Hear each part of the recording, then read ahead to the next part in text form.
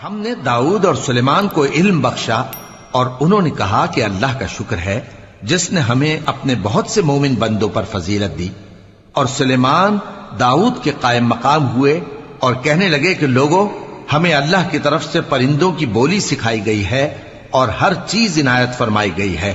بے شک یہ اس کا خاص فضل ہے۔ اور سلیمان کے لیے جنوں اور انسانوں اور پرندوں کے لشکر جمع کیے گئے اور پھر ان کی جماعتیں بنائی گئیں، یہاں تک کہ جب چیونٹیوں کے میدان میں پہنچے تو ایک چیونٹی نے کہا کہ چیونٹیوں، اپنے اپنے بلوں میں داخل ہو جاؤ، ایسا نہ ہو کہ سلیمان اور اس کے لشکر تم کو کچل ڈالیں اور ان کو خبر بھی نہ ہو۔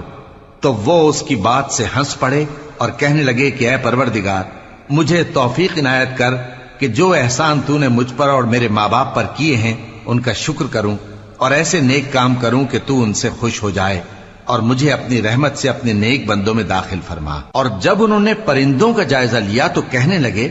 کیا سبب ہے مجھے ہدہد نظر نہیں آتا؟ کیا کہیں غائب ہو گیا ہے؟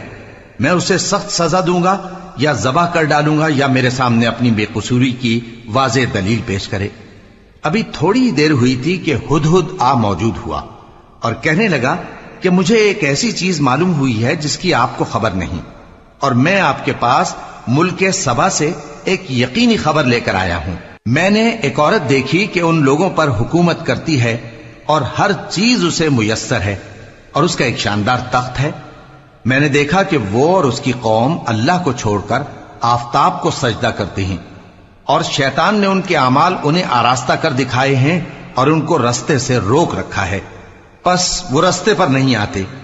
اور نہیں سمجھتے ہیں کہ اللہ کو جو آسمانوں اور زمین میں چھپی چیزوں کو ظاہر کر دیتا اور تمہارے پوشیدہ اور ظاہر اعمال کو جانتا ہے، کیوں سجدہ نہ کریں؟ اللہ کے سوا کوئی عبادت کے لائق نہیں، وہی عرش عظیم کا مالک ہے۔